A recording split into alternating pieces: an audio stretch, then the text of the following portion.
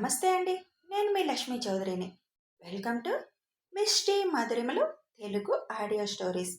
మనసా Smarame part 131తో మీ ముందుకు వచ్చేసాను.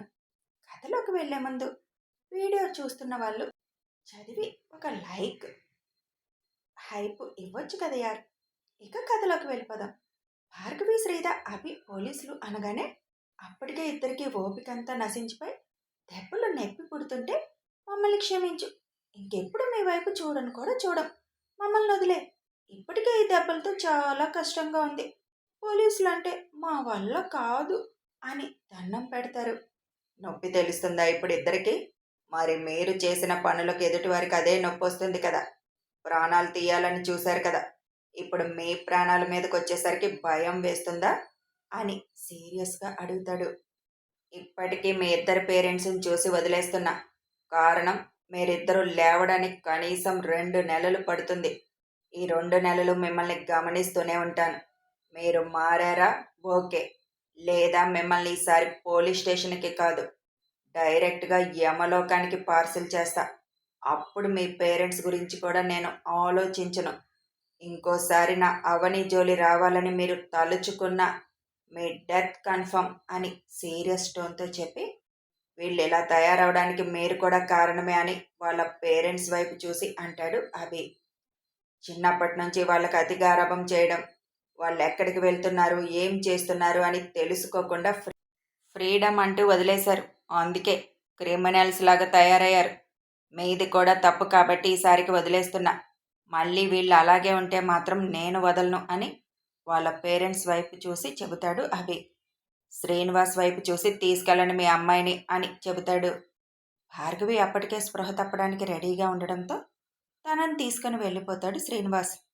శ్రీ వైపు చూసి, సారీ అంకుల్, తప్పలేదు తనకి పనిష్మెంట్ ఇవ్వడం అని అంటాడు అభి.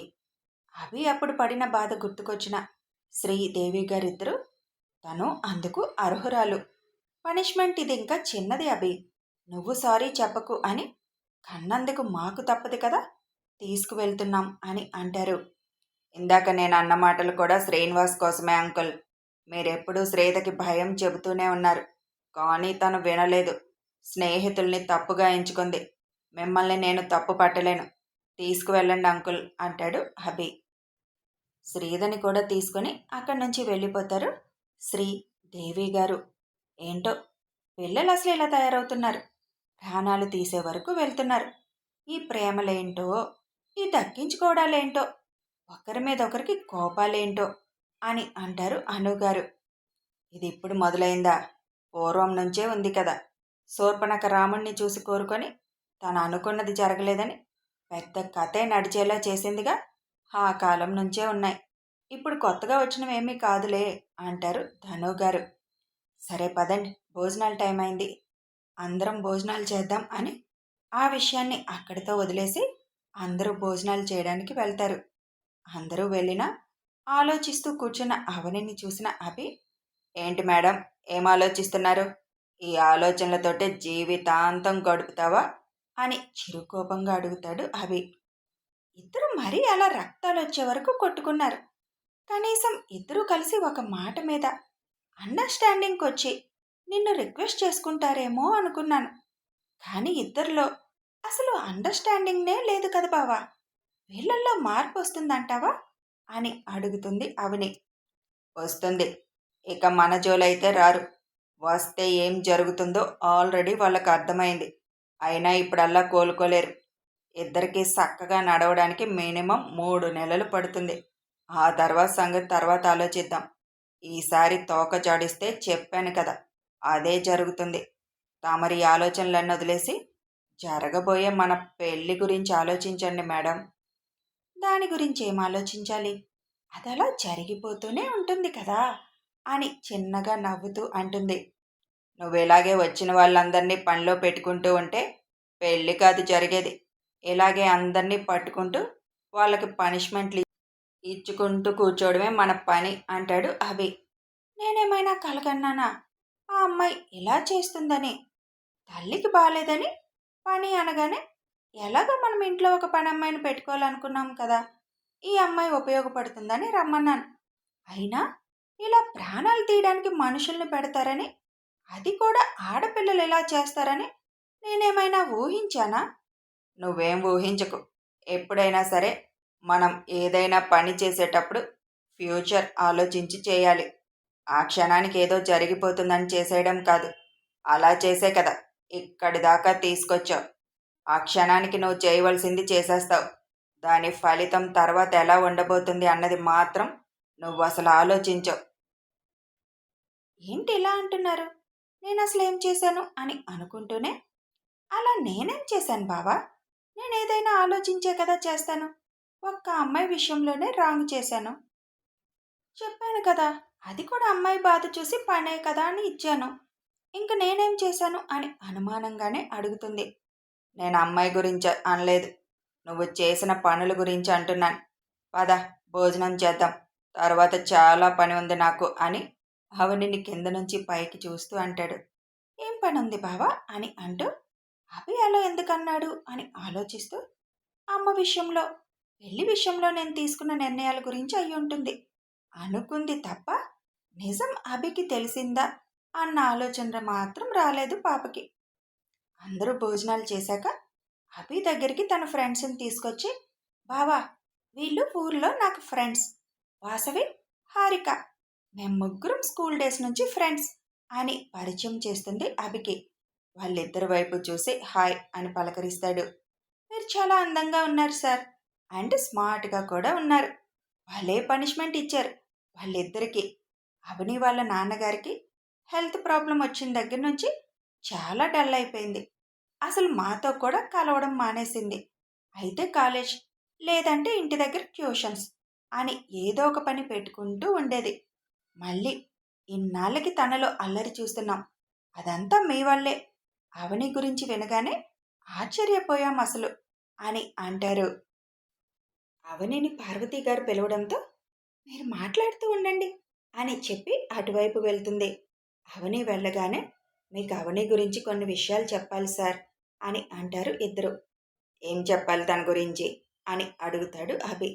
వినయ్ కూడా అభితోనే ఉంటాడు. తను అసలు డాక్టర్ అవ్వాలనుకుంది. ఫస్ట్ నుంచి అటువైపే దానికి ఇంట్రెస్ట్ ఎక్కువ. మీకు తను చెప్పిందో లేదో, అవనికి ఎంసెట్లో మెడిసిన్లో 200లో ర్యాంక్ వచ్చింది. ఇంతవరకు అది ఎవరికీ చెప్పలేదు. అసలు మెడిసిన్ చేయడానికి రాసినట్టు కూడా చెప్పలేదు. వాట్? అవనికి మెడిసిన్లో ర్యాంక్ వచ్చిందా? మరెందుకు అది వదిలేసుకొని ఇంజనీరింగ్ సైడ్ వచ్చింది అని ఒకేసారి అడుగుతారు అభి, వినయ్. అసలు బైపీసీ చదివి ఇంజనీరింగ్లో ఎలా జాయిన్ అయింది అని అడుగుతాడు వినయ్. అలా జాయిన్ అవ్వచ్చులే, అవకాశం ఉంది. కానీ తన ఇంట్రెస్ట్ వదులుకోవడానికి కారణం వాళ్ళ నాన్నగారే కదా అని అడుగుతాడు అభి. అవును సార్, అందుకే వదులుకుంది. తను అసలు రాసినట్టు కూడా చెప్పలేదు. అప్పటికే వాళ్ళ నాన్నగారు హాస్పిటల్లో ఉండడంతో ఇంకసలు అది మొత్తం వదిలేసింది. తనకి ఆంధ్ర యూనివర్సిటీ మెడికల్ కాలేజీలో సీటు కూడా వచ్చింది. కానీ వైజాగ్ వెళ్ళాలి. అక్కడ హాస్టల్లో ఉండాలి. ఇక్కడ పరిస్థితులు ఏమీ బాగోలేదు. అందుకే తన కోరికను వదిలేసుకుంది సార్. ఊర్లో దగ్గరలో మెడిసిన్ కాలేజ్ లేదు. లేదంటే అక్కడున్నా జాయిన్ అయ్యేదేమో. వాళ్ళ నాన్నని వదిలేసి ఆ పరిస్థితుల్లో మెడిసిన్ కోసం వెళ్ళడానికి ఇష్టపడలేదు. అది కూడా కాకుండా తను ఇంకో విధంగా కూడా ఆలోచించింది. మెడిసిన్ అంటే సెటిల్ అవ్వడానికి ఎక్కువ ఇయర్స్ పడుతుందని, దానిలో చేయాల్సినవి చాలా ఉన్నాయని ఆలోచించుకొని తను ఎంత తొందరగా సెటిల్ అయితే ఇంటికి అంత మంచిదని ఆలోచించింది. ముందు డిగ్రీలో జాయిన్ అవ్వాలి అనుకుంది. కానీ దానివల్ల ఫ్యూచర్లో ఉద్యోగాలు కొద్దిగా తక్కువలో ఉంటాయని, డిగ్రీ చేసినా మళ్ళీ ఎంబీఏ చేస్తేనే ఉపయోగం ఉంటుందని అప్పటికప్పుడు ఇంజనీరింగ్ డిసైడ్ చేసుకుంది. మా ఊర్లో ఉన్న ఇంజనీరింగ్ కాలేజీ వాళ్ళని రిక్వెస్ట్ చేసింది. అయితే వాళ్ళు ఎంసెట్ లాగే ఒక టెస్ట్ పెట్టి అప్పుడు తనకి ఇంజనీరింగ్లో సీట్ ఇచ్చారు. తనకి నాలెడ్జ్ ఎక్కువ. బైపీసీ తీసుకున్న మ్యాథ్స్ చాలా బాగా చేస్తుంది. అప్పటికే అది కంప్యూటర్ కూడా చాలా వరకు ఇంట్రెస్ట్ ఉండడంతో నేర్చుకుంది. దానితో వాళ్ళు పెట్టిన టెస్ట్లో మంచి మార్క్స్ స్కోర్ చేసింది. నిజం చెప్పాలంటే ఫీజు లేకుండానే దాని టాలెంట్ చూసి తనని జాయిన్ చేసుకున్నారు. అలా డాక్టర్ అవ్వాల్సింది ఇంజనీర్ అయ్యింది. ఇంజనీరింగ్ చేస్తూనే చాలా కోర్సెస్లో టాలెంట్ సంపాదించేసింది. అందుకే తనకి స్టార్టింగ్నే అంత మంచి జాబ్ వచ్చింది. వాళ్ళ నాన్నగారికి బాగున్నంత వరకు దాని కోరికలు ఆశయాలు అన్నీ వేరు సార్.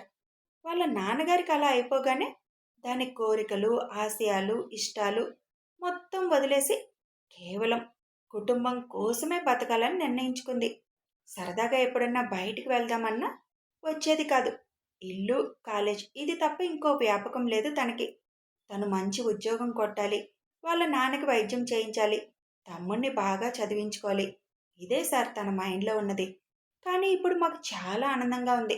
తన మొహంలో చాలా ఆనందం చూస్తున్నాం. తనని మీరు అలాగే చూసుకోండి సార్ అని అంటారు ఇద్దరు. అంతా విన్న అభి, అప్పుడే కాదు, ఇప్పుడు కూడా మీ ఫ్రెండ్ అన్నీ తన మనసులోనే దాచుకుంటుంది. ఒక్కొక్కటి బయటికి తీయడానికి నేను చాలా కష్టపడాల్సి వస్తుంది. మీ ఫ్రెండ్ని నేను జాగ్రత్తగా చూసుకుంటాను. ఎందుకంటే తను నా ప్రాణం అని చెప్పి, మీరేం చేస్తున్నారు మరి? జాబ్స్ చేస్తున్నారా అని అడుగుతాడు అభి. దేనికి జాబ్ చేసే అవసరం లేదు సార్. వాళ్ళ బావతో పెళ్లి తనకి. అతను అమెరికాలో ఉంటాడు. అక్కడికి వెళ్ళాక జాబు వెతుక్కోవాలని ఇక్కడ అప్లై కూడా చేయలేదు. ఇంకో 2 నెలల్లో పెళ్లి. వెళ్ళిపోతుందని వాసవి గురించి చెప్తుంది హారిక. మరి నీ సంగతేంటి? నాకు క్యాంపస్లో విప్రోలో జాబ్ వచ్చింది సార్. చెన్నైలో ఇచ్చారు. అదే చేస్తున్నాను. అందుకే ఇంతవరకు కలవడానికి కూడా అవ్వలేదు. తను కూడా మాకు చెప్పలేదు పెళ్ళని. అసలు మమ్మల్ని వదిలేసుకుంది దొంగ మొహంది. కుమార్ అంకుల్ ద్వారా మాకు తెలిసి అప్పుడప్పుడు సెలవు పెట్టుకుని వచ్చేశాను. తనకి ఎంతసేపు తన రెస్పాన్సిబిలిటీనే కానీ ఇంక వేరే ఏమీ గుర్తుండదు. అదేమంటే కాంటాక్ట్ చేయడానికి నెంబర్స్ మిస్ అయిపోయాను అంటుంది సార్. ఎంత కోపం వచ్చిందో తెలుసా అని అంటుంది హారిక. తన గురించి మీరే చెప్పారు కదా, ఇంకా అంతకు మించి తను ఏం చేస్తుంది? తను పిలవకపోయినా మీరొచ్చారు. అదే ఫ్రెండ్షిప్ అంటే. తనకి చాలా టెన్షన్స్ ఉన్నాయి కదా, మీరే అర్థం చేసుకోవాలి అని అంటాడు అభి. అందుకే కదా సార్ మేమే వచ్చాం. తన మంచి మనసుకి అంతా మంచే జరుగుతుందని మిమ్మల్ని చూశాక అర్థమైంది సార్. మీలాంటి వ్యక్తి తనకి భర్తగా దొరికారు. ఇంక తను హ్యాపీగా ఉంటుంది అని మనస్ఫూర్తిగా అంటారు ఇద్దరు. కనీసం తన మనసులో డాక్టర్ అవ్వలేకపోయానన్న బాధ కూడా లేదు కదా, అలా నాకెప్పుడు అనిపించలేదు కదా అభి అని అడుగుతాడు వినయ్. వద్దనుకుంది, ఇంకక్కడితో దాన్ని వదిలేసింది. తన గురించి నీకు తెలిసిందే కదా, నా విషయంలోనే తను ఎలా ప్రవర్తించిందో చూసావు కదా. ఇక మెడిసిన్ తనకొక లెక్క మర్చిపోవడానికి అని అంటాడు అభి. అవని రావడం చూసి, సార్ మేము చెప్పామని మాత్రం తనకి చెప్పకండి, ఈ విషయం మర్చిపోమని ఎక్కడా చెప్పొద్దని అప్పుడే మాట తీసుకుంది సార్. తన మనస్తత్వం మీకు తెలియాలని ఏదో మేము చెప్పేశాం మీకు. మేం చెప్పామని తెలిస్తే ఇప్పుడు మమ్మల్ని ఇందాక వాళ్ళు ఎలా తయారయ్యారో అలా తయారు చేస్తుంది అని అంటారు ఇద్దరు. హహా, మా చెల్లి దగ్గర ఆ టాలెంట్ కూడా ఉందా అని అడుగుతాడు వినయ్. తను చాలా అల్లరిది సార్. అంకుల్కి అలా అయ్యాకే తను మొత్తం మారిపోయింది. లేకపోతే సీలి రాకాసిలా ఉండేది అని అవని రావడంతో మాట్లాడడం ఆపేస్తారు. ఏం మాట్లాడుతున్నారు? నేను రాగానే ఆపేశారు అని డౌట్గా అడుగుతుంది ఫ్రెండ్స్ ఇద్దరి వైపు చూస్తూ. ఏం లేదు మేడం, నువ్వు మమ్మల్ని పెళ్ళికి పిలవలేదు కదా, మర్చిపోయావు కదా, అదే కంప్లైంట్ చేస్తున్నాం అని అంటారు ఇద్దరు. చెప్పాను కదా మీ కాంటాక్ట్స్ అన్నీ మిస్ అయ్యానని. అయినా కుమార్ అంకుల్కి చెప్పమని చెప్పానులే, మీ ఫోన్ నెంబర్లు కూడా అడగమని చెప్పాను, అది గుర్తులేదా మీకు అని అంటుంది అవని. అది సరే కాని మేడం, ఇక్కడ మీ పని అయిపోయిందా అని అవనిని అడుగుతాడు అభి.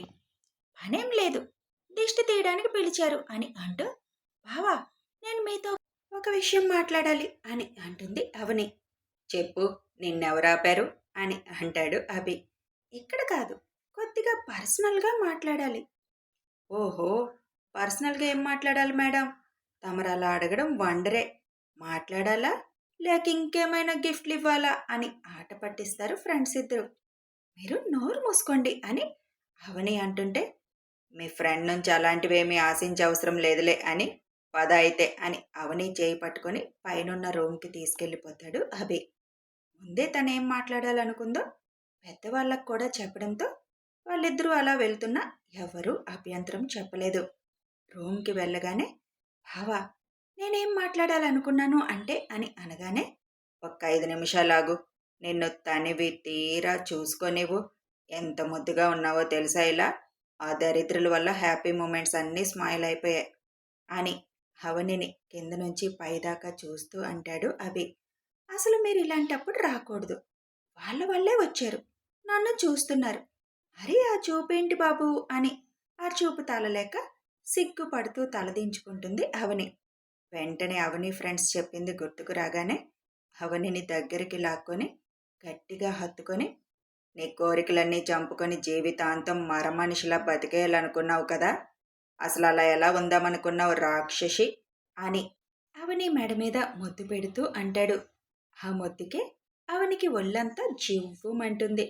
నేనుందామనుకున్నా మీరుండనివ్వలేదుగా, నన్ను మీ మాయలో పూర్తిగా పడేశారుగా అంటుండగా అభి మెడ మీద బైట్ చేయగానే నోట్లో మాట నోట్లోనే ఆగిపోతుంది అవనికి. అభి తన పెదాల ప్రయాణం సాగిస్తుంటే, బావా ముందు విషయం చెప్పనివ్వు, కష్టంగా ఉంది అని చిన్నగా అంటుంది అవని.